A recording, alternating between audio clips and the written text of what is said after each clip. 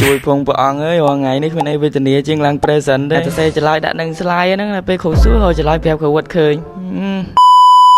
សួស្ដីប្រជាជនខ្មែរដែលរស់នៅក្នុងប្រទេសហើយក្រៅប្រទេសទាំងអស់គ្នាវិលត្រឡប់មកវិញជាមួយនឹងប្លុកទៅសាលាថ្ងៃនេះគ្មានទៅណាទេក្រៅទៅសាលាយ៉ាងថ្ងៃសកម្មភាពវាមានតែប៉ុណ្្នឹងទ្រាំមើលថ្ងៃនេះត្រូវឡើងធ្វើបទបង្ហាញតែមុនធ្វើបទបង្ហាញចូលទិញចេកជៀនឲ្យនំប៉ោងដាក់ទុកទ្រាប់ពោះសិនបន្ទាប់មកដល់មុខសាលាក៏ឆ្លៀតចូលទិញកាហ្វេមួយកែវទៀតដើម្បីដាស់ស្មារតីយើងរៀងភ្លឺស្វាងតិចយ៉ាងណាមិនមែនថាមិនថាម៉ែតែរាល់ថ្ងៃនេះបើបានផឹកកាហ្វេធ្វើកាយរៀងលះលហួនជាងឲ្យបានផឹកកាហ្វេនេះត្រូវធ្វើបទបង្ហាញក្រុមរដ្ឋបវនីក្នុងចិត្តភ័យដែរខ្លាចតែគ្រូសួរមកឆ្លើយអត់ចេញថ្ងៃនេះខ្ញុំធ្វើបទបង្ហាញពាក់តិនជាមួយនឹងវិធានបទផលខំប្រាប់ខ្លួនឯងថាកុំភ័យចុះឡើងនៅភ័យញ័រដៃញ័រជើងទៅដែរថាលេងឯណាទៅដល់ហាក់ញ័រដៃញ័រជើងយ៉ាងនេះពេលធ្វើបទបង្ហាញហ្នឹងមិនដឹងជាល្មិចប្រហែលគ្រូក្បាលកាំង system ហ្នឹងមកទៅខំតែសេចឡយដាក់នឹង slide ដល់ពេលគ្រូស៊ូហើយមើលចឡយប្រាប់គ្រូមិនឃើញសកម្មភាពមួយនេះមិនមែនមកធ្វើបទបង្ហាញពយល់គេយល់គឺមកអាន slide គេស្ដាប់តែមកធ្វើបទបង្ហាញម៉ោងក្រុមរដ្ឋបវនីចប់ហើយក៏ចូលដល់ម៉ោងមួយទៀតគឺម៉ោងរដ្ឋធម្មនុញ្ញទីបំផុតខ្ញុំយល់ហើយពាក្យដែលសិស្សច្បងនិយាយថាប្រឡងចប់ទី12គឺលែងបបា